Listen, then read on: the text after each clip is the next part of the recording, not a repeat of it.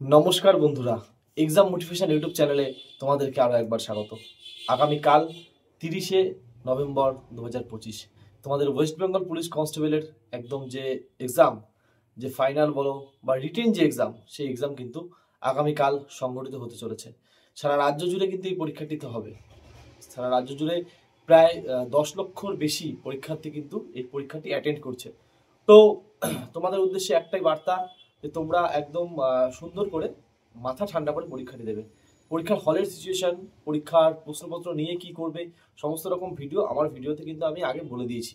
তো আজকে নতুন করে কিছু বলবো না, নতুন করে কিছু জিনিস বলবো যেগুলো অবশ্যই তোমাদের মাথায় রাখা দরকার এই পরীক্ষার জন্য।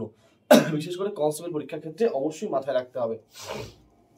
প্রথম মাথায় রাখবে যে পরীক্ষা আজকে, যেহেতু তোমাদের কালকে পরীক্ষা মানে আগামীকাল পরীক্ষা রয়েছে, তো আজকে ভিডিওটা করছি। আজকে তোমাদের বইয়ের দিকে মানে বই পড়ার সেরকম নতুন করে কোনো দরকার নেই। মাথা ঠান্ডা করে থাকো, রিল্যাক্স করো, চিল করো, এবং পারলে বিকেলবেলা একটু আড্ডা মারতে বেরো, গল্প করো। তবে গল্পটা যেন এরকম না হয় যে প্রচুর পরিমাণ গল্প হয়ে যাবে, সেরকম যেন না হয়। মোটামুটি মাথা ঠান্ডা করে জাস্ট রিল্যাক্স থাকো। যা পড়ার পড়া হয়ে গেছে, নতুন করে আর পড়তে হবে না, নতুন করে আর কিছু করার দরকার নেই।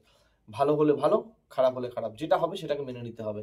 এবারে কিছু কথা যেগুলো বলবো, যেগুলো পরীক্ষার হলের ক্ষেত্রে তোমাদের খুবই গুরুত্বপূর্ণ, একজন অ্যাসপিরেন্ট হিসেবে বা একজন পরীক্ষার্থী হিসেবে খুব দরকার।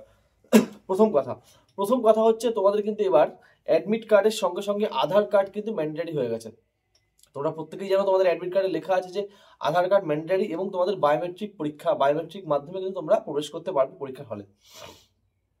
তো প্রথমত তোমরা কিন্তু প্রত্যেকে আধার কার্ড নিয়ে পরীক্ষার হলে যাবে। তার সঙ্গে করে তোমাদের একটু সময় নিয়ে যাবে, মানে তোমাদের টাইম, রিপোর্টিং টাইম যেরকম লেখা আছে 8:30 সম্ভবত, তোমরা কিন্তু 10:30টার পরে ঢুকতে পারবে না।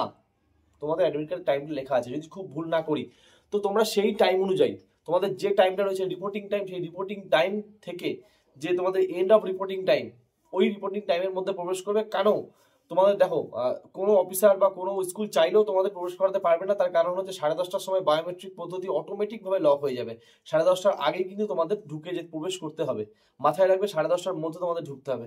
বায়োমেট্রিক আছে, বায়োমেট্রিক পদ্ধতিতে কিন্তু এবার যদি আমাদের মেনের সময় হয়েছিল, মাঠের সময় হবে, কিন্তু এবার প্রিলিমস মানে তোমাদের এই পরীক্ষার সময় প্রথম হচ্ছে বায়োমেট্রিক। আর প্রিলিমস পরীক্ষার ক্ষেত্রে কি হয়, মানে প্রিলিমস মেন যাই বলো, তোমাদের হচ্ছে এখানে প্রচুর পরিমাণ স্টুডেন্ট থাকে, ওই জন্য কিন্তু অনেকটা সময় লাগে। মেনের ক্ষেত্রে সেটা হয় না, বা মাঠের ক্ষেত্রে সেটা হয় না, কারণ ভাগ ভাগ ভাগ ভাগ থাকে। তো সেক্ষেত্রে মাথায় রাখবে যে ভালো করে যে আগে আগে টাইমলি যেতে হবে। আর যারা দূরে মানে এখন চলে এসছো, তোমরা হোটেলে রয়েছো, পরীক্ষার সেন্টারের আশেপাশে রয়েছো, তারা কিন্তু এখন মাথা ঠান্ডা করে থাকবে, বেশি দূরে কোথাও যাবে না। আর যারা বাড়িতে আছো, আশেপাশে পরীক্ষার সিট আছে, আশেপাশে খুব একটা পড়ে না, মোটামুটি তোমার ডিস্টেন্সেই পড়ে, মোটামুটি তোমার 50 কিলোমিটার দূরেই পড়ে পরীক্ষার সিট। সাধারণত তারা বাইক ফাইক চালাবে না এখন এই মুহূর্তে, কারণ কিছু যেন দুর্ঘটনা না ঘটে। ঠিক আছে, তাহলে চলো মোটামুটি পরীক্ষার হলের প্রবেশের আগের কথা বলে দিলাম। তোমরা ঘড়ি, যেটা আমাকে অনেকে জিজ্ঞেস করছিলে, পরীক্ষার সেন্টারে প্রত্যেকটা ঘরের মধ্যে ঘড়ি থাকবে। যদি ঘড়ি নাও থাকে, ধরো ঘড়ি থাকার কথা, ঘড়ি যদি নাও থাকে, সেক্ষেত্রে কিন্তু তোমাদেরকে যে টিচার থাকবেন সে তোমাদেরকে টাইম বলে দেবেন, যদি তোমার মনে হয়।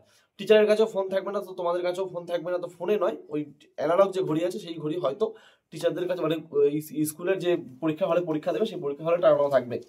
জল নিয়ে যেতে পারবে না, জল ওখানে ব্যবস্থা থাকবে। পেন নিয়ে যেতে পারবে না, পেন ওখানে থাকবে, পেন তোমাদেরকে দেওয়া হবে, বোর্ড থেকে দেবে তোমাদেরকে পেন। সমস্তটাই শুধুমাত্র তুমি নেবে কি অ্যাডমিট কার্ডে, অ্যাডমিট কার্ডটা ভালো করে পড়ো, ওতে কি লেখা আছে।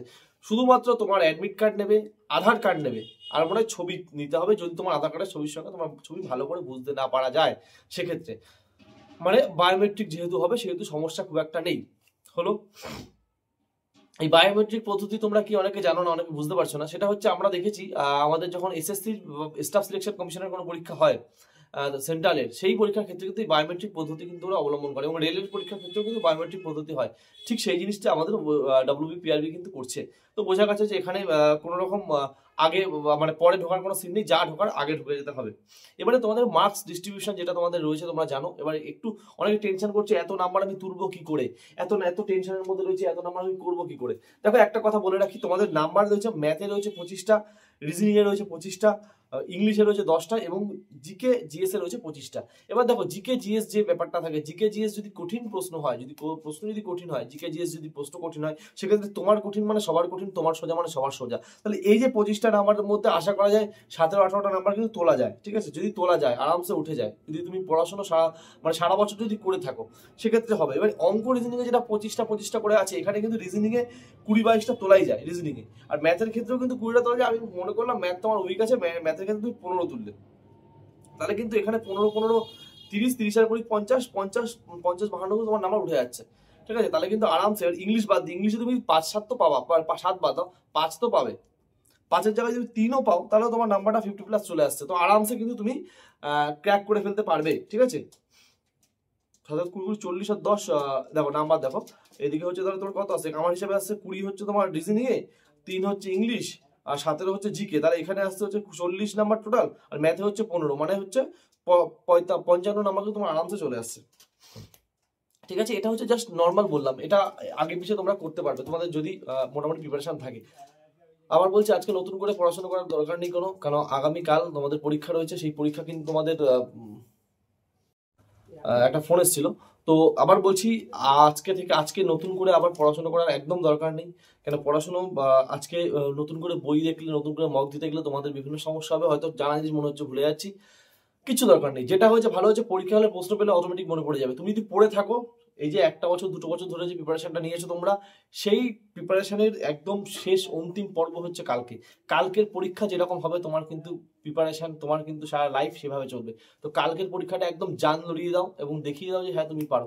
কারণ তুমি পারবে বলেই কিন্তু আজকে এই জায়গাটা এসেছো, তুমি পারবে বলেই আজকে আবার কিন্তু চেষ্টা করছো ভিডিওটা দেখার, আজকে আবার চেষ্টা করছো তুমি সেই জায়গাটা চলে যাওয়ার, ঠিক আছে? তাহলে আশা করছি খুব সুন্দর প্রিপারেশন হয়েছে, আর খুব শীঘ্রই তোমাদের কিন্তু রেজাল্টও প্রকাশ হয়ে যাবে, খুব শীঘ্রই মাঠও হবে।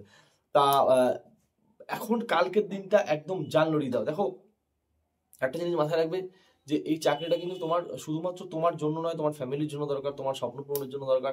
এবং খাকি ইউনিফর্ম, যে এই পুলিশের চাকরিটা শুধুমাত্র কিন্তু মানে টাকার জন্য নয়। পুলিশের চাকরিটা হচ্ছে মানি উইথ পাওয়ার, মানে তোমার কাছে একটা পাওয়ার থাকবে, যেটা একটা ইউনিফর্ম পাওয়ার আছে, যেটা মানে পাওয়ার মানে এটা নয় লোকে মারবো ধরবো এরকম না। পাওয়ার মানে হচ্ছে তোমার প্রতি তোমার মানে একমাত্র অ্যারেস্টিং পাওয়ার কিন্তু পুলিশের আছে, যেটা কিন্তু অন্য কোনো ডিপার্টমেন্টের নেই।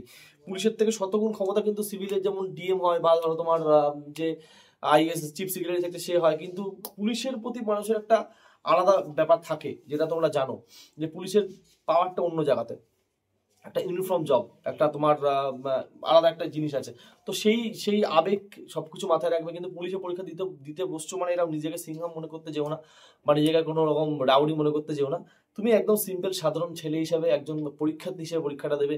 প্রশ্নপত্র যে খুব কঠিন হবে এরকম নয়, প্রশ্নপত্রে কিন্তু সোজা প্রশ্ন, কঠিন প্রশ্ন, মডারেট প্রশ্ন সব মিশানো থাকবে। তোমাকে বাছাই করতে হবে কোন প্রশ্নটা আমি উত্তর দিতে পারবো। যে প্রশ্নটা কঠিন সেই প্রশ্নটা এড়িয়ে যাওয়াটাই বেটার, যে প্রশ্নটা সোজা সেই প্রশ্নটা উত্তর দেবে। দেখো, পরীক্ষার হলে কিন্তু নাম্বার তোলা, তুমি মক টেস্টে প্রচুর নাম্বার তুলতে পারো, তুমি বিভিন্ন জায়গায় অনেক কিছু জানতে পারো, তুমি কিন্তু পরীক্ষা হলে নাম্বার তোলাটা কিন্তু একটা চ্যালেঞ্জিং এর বিষয় থাকে। যারা বারবার মক পরীক্ষা দিয়েছো তাদের ক্ষেত্রে কিন্তু খুব সুবিধা, যারা বারবার মক দিয়েছো তারা আরামসে বের করতে পারবে। যারা মকটা একটু কম দিয়েছো, তুলনামূলকভাবে কম দিয়েছো, তাদের ক্ষেত্রে একটু সমস্যা হবে।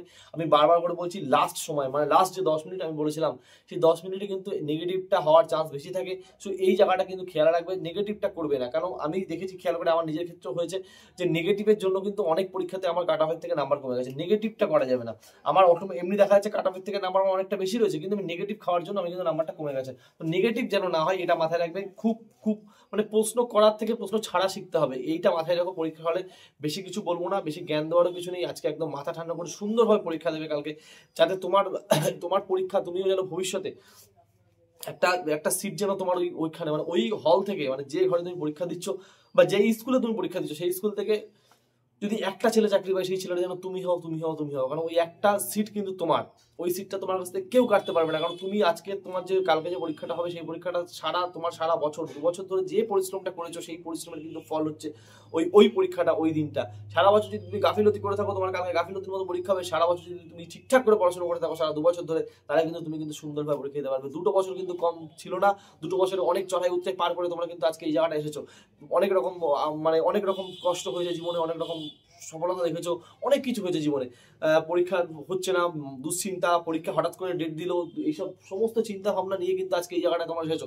তো এই জায়গাটা কিন্তু চারটেখানি কথা নয়, আজকে এই জায়গাটা এসেছো এবং এই জায়গাটা দিয়ে ধৈর্য ধরে রেখে পড়াশোনার মধ্যে থেকে অন্য কোনো পার্ট টাইম কোনো কাজ না করেও বা করে যেভাবেই করার চেষ্টা করেছো করে আজকে এই জায়গাটা তুমি কিন্তু দৃঢ় প্রতিজ্ঞাবদ্ধ হয়ে আজকে চাকরির পরীক্ষা দিতে এসেছো। তো এই চাকরির পরীক্ষাটা কিন্তু অবশ্যই তোমাকে পাশ করতে হবে, তোমার জন্য পাশ করতে হবে, তোমার ফ্যামিলির জন্য পাশ করতে হবে, তোমার ভালোবাসার জন্য পাশ করতে হবে। আমি বিশ্বাস করছি আজকে ভিডিওটা তুমি দেখছো মানে তোমার মনের মধ্যে একটা জুনুন রয়েছে, ইচ্ছা রয়েছে এবং ইচ্ছা শক্তি দিয়ে তুমি পাশ করতে পারবে।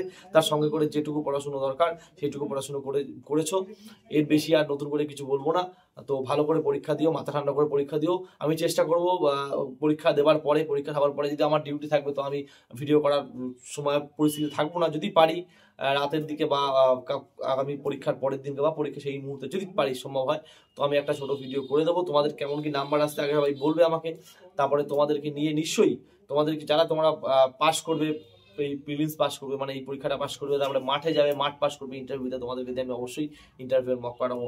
তোমাদের সঙ্গে দেখা হবে, তোমরা চাকরি পেলে অবশ্যই আমার সঙ্গে দেখা করবে, আমি দেখা করবো, আমার চ্যানেলে তোমাকে নিয়ে ভিডিও আসবে, তোমার প্রিপারেশন স্ট্র্যাটেজি কেমন ছিল সমস্তটা আসবে, সমস্তটা পরবর্তীতে বলবো। তো আজকে চলো মাথা ঠান্ডা করে, আশা করি অনেকটা বুঝিয়েছি, অনেকটা বলেছি, নতুন করে কিছু বলার নেই, নতুন করে কিছু বোঝানোরও নেই, সব বোঝা গেছে। তোমরা ম্যাচিওর, এখন অনেকটা ম্যাচিওর, আর এখন তোমরা আমাদের থেকে বেশি ম্যাচিওর হবে, কারণ এখন যত দিন যাচ্ছে তত কিন্তু ম্যাচিওরিটি বাড়ছে এবং ছেলে মেয়ে কিন্তু সুন্দর করে পরীক্ষা দিচ্ছে। যারা বারবার ব্যর্থতার পরেও আবার সেই চেষ্টা করছো, আবার ধৈর্য ধরে আবার সেই চেষ্টা, সেই উত্তেজনা নিয়ে আবার সেই উদ্দীপনায় আবার পরীক্ষা দিতে নামছো, তোমার এই পরীক্ষাটা কিন্তু যেন সেই প্রত্যেক বছরের যে ব্যর্থতা ছিল, যে ভুলগুলো ছিল, সেই ভুল থেকে শিক্ষা নিয়ে যেন নতুন করে আবার নতুন উদ্যমে যেন পরীক্ষাটা দাও, আবার যেন সেই পরীক্ষার সেই যে দম, সেই উদ্যোগ যেন তোমার মধ্যে থাকে এবং তুমি যেন অবশ্যই করে এবছরে তোমার কিন্তু ফাইনাল মেরিট লিস্টে তোমার নামটা থাকে। চলো এইভাবেই পরীক্ষা দেবে, যেন এই পরীক্ষাটা দেওয়ার পরে মাথায় রাখবে যে এই পরীক্ষাটার পরে যেন আমার ফাইনাল কাট আপের সময় চিন্তা করতে না হয় যে আমার ইন্টারভিউ থেকে নাম্বার কত বেশি আছে, ইন্টারভিউতে কাট আপ কত যাবে, এই চিন্তা যেন না করতে হয়, সেইভাবে পরীক্ষা দাও। যেন একটা জিনিস মানে এই পরীক্ষা দেওয়া থাকছে মানে আমি বিশ্বাস করবো তুমি পরীক্ষা যখন দেওয়া শেষ হয়ে যাবে, পরীক্ষা যখন দিয়ে বেরোবে, যখন মাঠ পাস, তুমি যেন মাঠ পাস করবো মানে চাকরি হবে, ইন্টারভিউতে আমার নাম্বার যাই দিকে আমি যেন চাকরি হবে, এরকম পরীক্ষা দাও, সুন্দর করে পরীক্ষা দাও, মাথা ঠান্ডা করে পরীক্ষা দাও। চলো এইটুকুই রাখলাম, ভালো থেকো, সুস্থ থেকো, নিজের খেয়াল রাখো, পরিবারের খেয়াল রাখো, আর অবশ্যই মোটিভেটেড থেকো। জয় হিন্দ।